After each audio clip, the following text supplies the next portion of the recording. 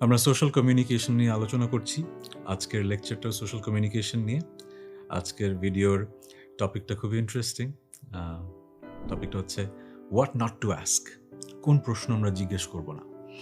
আমরা আ মানুষেরা social being, সামাজিক জীব। আমরা নতুন মানুষের সাথে পরিচিত হই। তাদের সাথে আ কোয়েশ্চেন করে অনেক কিছু জানার চেষ্টা করি। আবার পুরনো বন্ধু-বান্ধব, ফ্যামিলির মানুষজনের সাথে যখন দেখা হয়, কুশলাদি বিনিময়ের পরে অনেক প্রশ্ন জিজ্ঞেস করি। কিন্তু সব প্রশ্ন কি অ্যাপ্রোপ্রিয়েট কিনা? এখানে কালচারাল কনটেক্সট ম্যাটার করে। অনেক কালচারে যেই প্রশ্নগুলো খুবই নরমাল, আরেক কালচারে এটা খুবই আ অভদ্রতা। এরকম কিন্তু হয়। আবার হয় কি কালচারও চেঞ্জ হয়। আমরা অন্য কালচারের ভালোগুলো গ্রহণ করি। আমরা বুঝি যে ওই কালচারে কেন এই ধরনের প্রশ্ন করা আসলে অভদ্রতা ভাবা হয়। তখন আমরা কিন্তু নতুন জেনারেশন চেঞ্জ হই। যেরকম আ আগে জেনারেশনে হয়তো মানুষকে খুব স্বভাবতই জিজ্ঞেস করা হতো যে, "আপনার সেলারি কত? কত বেতন পাস রে?" এই টাইপের প্রশ্ন কিন্তু করা হতো। এখন আমরা বুঝি যে এই ধরনের প্রশ্ন করা আসলে আ ভদ্র সমাজে একটু অশোভন। সো আমরা কিন্তু এই জায়গা থেকে বেরিয়ে এসেছি। তবুও বন্ধুদের মাঝে এই প্রশ্ন করা যেতেই পারে, হয়তো অনেকে ওই লেভেলের কমফোর্ট জোন তাদের মাঝে আছে।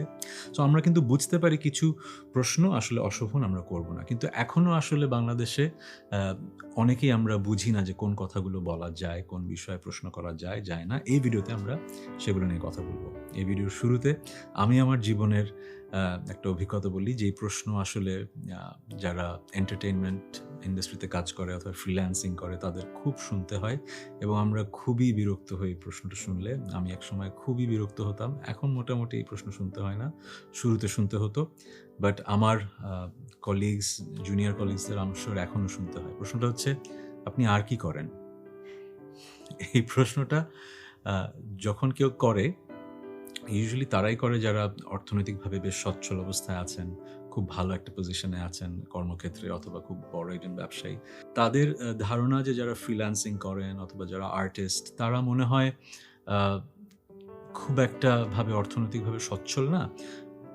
এ কারণে এই প্রশ্নটা আসলে তারা করেন মূলত, এবং তাদের ধারণা যে ফুল টাইম ফ্রিল্যান্সিং বা আর্টিস্ট হিসেবে কাজ করা এই দেশে এখনো সম্ভব না।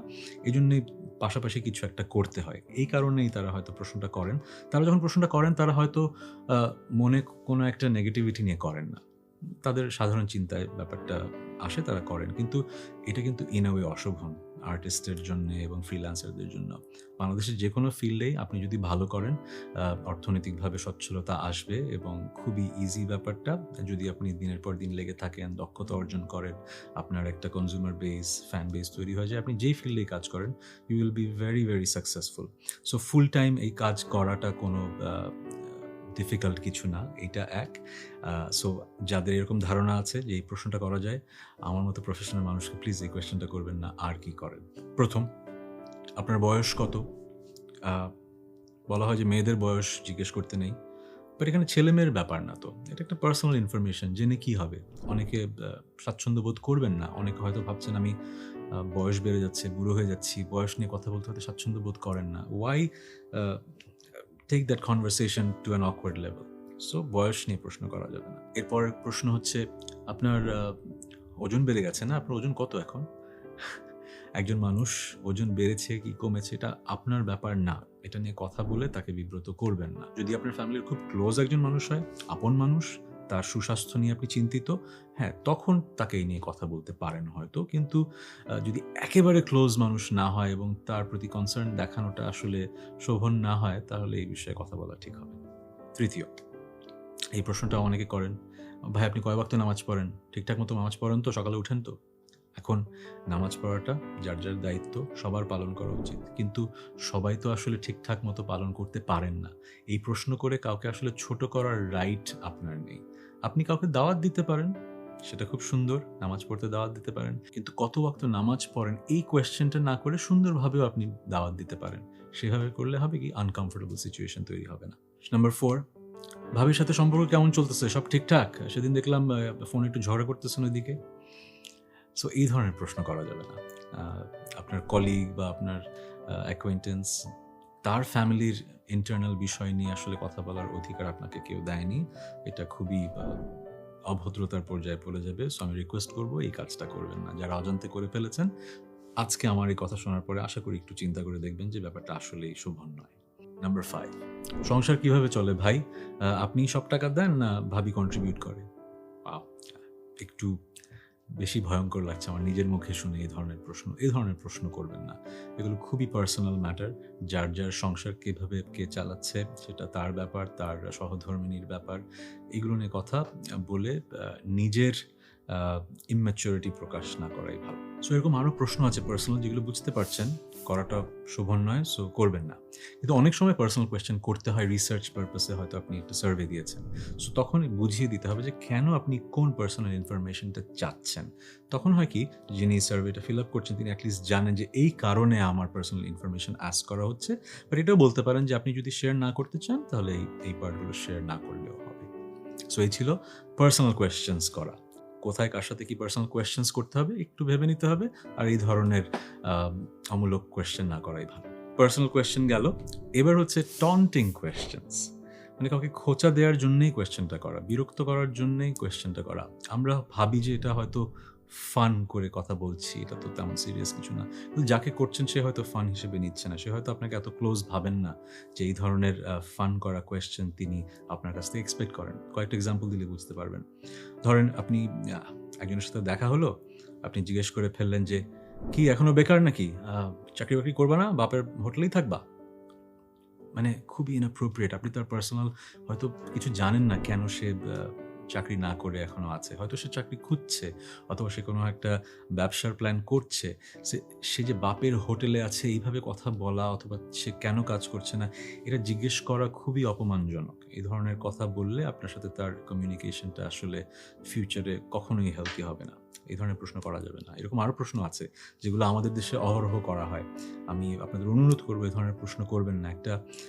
একজন অবিবাহিত মেয়েকে দেখে হঠাৎ বলে ফেলবেন না যে, "কি বিয়ে করছো না কেন? আর কতদিন?" একেবারেই inappropriate, এটা করা যাবে না। একজন মানুষকে দেখে বলা যাবে না, "কি এই ধরনের জামাকাপড় পরেছো কেন?" আমি এক্সাক্টলি বলছি না, শুনতে হয়তো খারাপ লাগবে আমার মুখে। কিন্তু আমরা কিন্তু মানুষের জামাকাপড় নিয়ে প্রশ্ন করি। আমি ছেলেদের উদাহরণ দেই, তাহলে হয়তো শুনতে অতটা খারাপ লাগবে না। একজন মানুষ হয়তো আ হাফ প্যান্ট পরেছে, শর্টস পরেছে ফুটবল খেলা অথবা কোনো একটা কারণে, অথবা সে স্বাচ্ছন্দ্য বোধ করে। আপনি যদি বলে ফেলেন যে, "হ্যাঁ, এত বড় হয়ে গেছো, এসব হাফ প্যান্ট পরে পা দেখায় ঘুরে বেড়াচ্ছ।" এই ধরনের প্রশ্ন করার অধিকার কি আপনার আদৌ আছে কিনা? আপনার যদি মনে হয় আপনি মোরাল পুলিশিং করবেন, মোরাল পুলিশিং এরও গাইডেন্স আছে। সেটা করার জন্য একটা অথরিটি লাগে। আ সেই সেন্সটা আপনাকে নিজেই গড়ে তুলতে হবে। এখন আমি যা বলছি সেটা আপনাকে একদম মেনে চলতেই হবে। অনেকে বলতে পারেন যে, "না, আমি বলবো। এটা আমার দায়িত্ব।"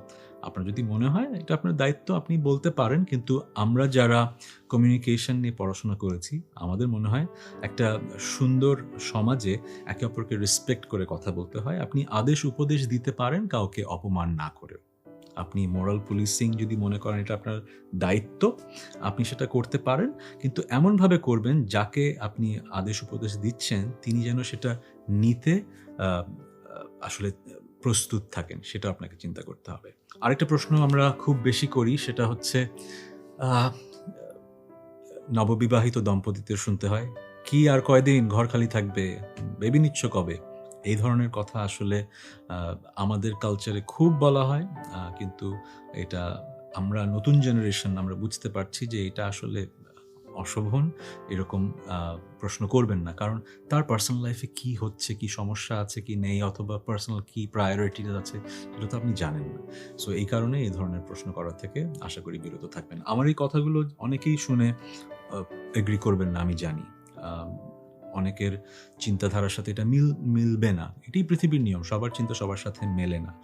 কিন্তু আমি যা পড়াচ্ছি কমিউনিকেশন স্টাডিজ, আমি কমিউনিকেশন স্টাডিজে যা শিখেছি এবং আমি যেটা মনে করি একটা কালচারাল নরমের মধ্যে থাকা উচিত, সেই হিসেবে আমি পড়াচ্ছি। আমার সাথে যে আপনার এগ্রি করতে হবে তা কিন্তু না। কিন্তু আমরা যারা এই ফিল্ডে পড়াশোনা করি, আমরা পড়াশোনা করানোর সময় এটা আমাদের দায়িত্ব এভাবেই আপনাদেরকে বলা যে এই প্রশ্নগুলো করা শোভন, এই প্রশ্নগুলো করা অশোভন। কিন্তু আমার সেই এখতিয়ার নেই যে আমি একদম বলব যে আপনাকে এটা করতেই হবে। সো যারা আমার সাথে একমত হচ্ছেন না, আ কোনো সমস্যা নেই। আপনি একমত না হন, আপনার পরবর্তী জেনারেশন ঠিকই আমার সাথে একমত হবে।